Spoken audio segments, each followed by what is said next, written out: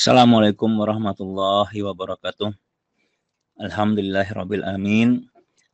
Alhamdulillahillazi ahyana ba'dama amatana wa ilaihin nusyur. Asyhadu an la ilaha illallah wahdahu la syarikalah wa asyhadu anna Muhammadan abduhu wa rasuluh. Allahumma shalli ala Muhammad wa ala ali Muhammad amma ba'.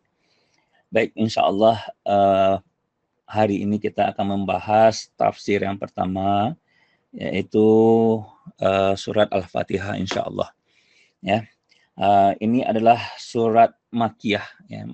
Maksudnya surat yang diturunkan di Mekah dan disebut sebagai Al-Fatihah karena artinya pembukaan, ya, surat pembukaan kitab secara tertulis. Ya, jadi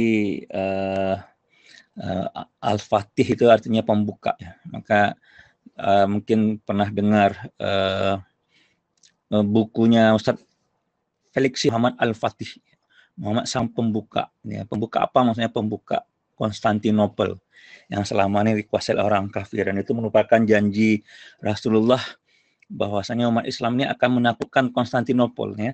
Nah, siapa yang menaklukkannya, ya, maka panglimanya adalah panglima yang terbaik, ya, dan pasukannya adalah pasukan yang terbaik, masya Allah. Sehingga itu jadi motivasi bagi umat Islam, ya, sampai kepada Muhammad Al-Fatih yang telah berhasil menaklukkan Konstantinopel. Karena membuka Konstantinopel, Rasulullah itu memberikan dua janji kepada, ya, atau bisyarah, ya, kepada umat Islam, menaklukkan Konstantinopel, yang kedua menaklukkan Roma, insya Allah. Nah, maka disebut dengan Al-Fatihah. Dan ini juga sebagai dibuka dibacaan di dalam sholat. Kemudian Al-Fatihah disebut sebagai as-shalah, ya, karena dia sebagai syarat sahnya salat. Ya, dalam sebuah hadis riwayat Muslim dari Abu Hurairah, Rasulullah SAW bersabda, "Man shalla as-sholata lam yaqra'u fiha bi ummil Qur'an."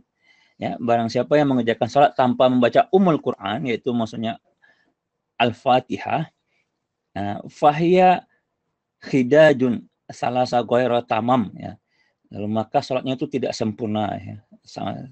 Tidak sempurna maksudnya salah satu ghaira tamam, sampai ya 3 kali Rasulullah mengatakan ghaira tamam, ya. Maksudnya tidak sempurna. Jadi kalau salat tanpa membaca Al-Fatihah, maka dia tidak akan sempurna. Nah, selain itu Al-Fatihah juga disebut sebagai asyifa, ya. Dia penyembuh dari setiap racun. Ya, juga disebut sebagai ar-ru'yah. Dalam arti kata, ya, dia bisa dipakai sebagai ru'yah untuk racun, ya, untuk sengatan, misalnya tersengat apapun gitu, ya.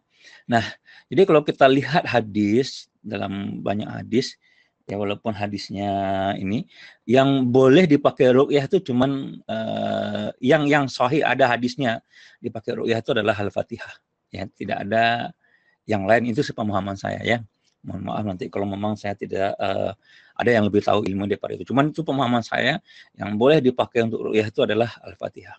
Selebihnya tidak ada landasannya, ya. Karena Al-Qur'an itu lebih kepada khitab, ya, kitab. Kitab itu ada perintah dari Allah Subhanahu wa taala yang untuk kita laksanakan. Maka memahaminya Al-Qur'an itu bukan sebagai jampi-jampi gitu, ya, tapi sebagai pelaksanaan apa yang diperintahkan oleh Allah Subhanahu wa taala.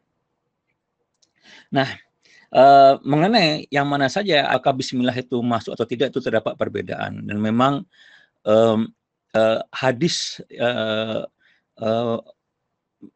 bismillah itu disertakan itu ada, ya, tapi bismillah itu tidak termasuk Al-Qur'an itu lebih banyak. Ya, maka kalau kita membahas tentang Al-Fatihah, ya, itu untuk para mufassirin itu tidak memasukkannya bismillah. Nah, nanti insya Allah kita akan coba kaji tentang bismillah itu sendiri, mungkin sesudah ini insya Allah. Nah, dalam sebuah hadis dari riwayat Muslim dan juga An-Nasa'i, ya, itu dikatakan kepada Abu Hurairah, ya, kami berada di belakang imam, maka Abu Hurairah berkata, ya, bacalah Al-Fatihah itu di dalam hatimu, karena aku pernah mendengar Rasulullah SAW bersabda, ya. Sabdanya itu, jadi ini dalam Hadis riwayat Qudsi. Ya, Rasulullah itu bersabda bahwasanya Allah Subhanahu wa taala berfirman. Bagaimana firman Allah? Qasamtu salata bani wa baina abdi. Yang Allah berfirman, aku telah membagi salat itu menjadi dua bagian, ya. Bani, ya, antara diriku, ya, wa baina abdi, dengan hambaku. Nah, nisfaini wala ibdi masa'alah, dan bagi hambaku apa yang ia minta. Faiza qala, apabila dia berkata atau bila dia mengucapkan alhamdulillahirabbil alamin, qallallahu hamdani abdi, ya. Jadi apabila kita mengucapkan alhamdulillahirabbil alamin, maka Allah berfirman. Jadi Allah itu langsung menjawab al-Fatihah kita kalau kita salat, ya. Apa kata Allah, ya? Bahwasanya hamdani, telah memuji diriku, hambaku. Faiza qala ar-rahmanir rahim, dan apabila dia mengucapkan ar-rahmanir rahim, qallahu, maka Allah berfirman, asna alayya abdi, ya, hambaku telah menyanjungku. Faiza qala maliki yaumiddin, dan apabila hambaku itu mengucapkan maliki yaumiddin, qalallahu majjadani abdi, maka Allah itu berfirman, hambaku telah memuliakanku. Nah, dalam ucapan yang lain, ya, Abu Hurairah menuturkan, hambaku telah berserah diri kepadaku. Jadi ketika kita menyatakan maliki yaumiddin, karena Allah yang mempunyai hari kemudian, gitu.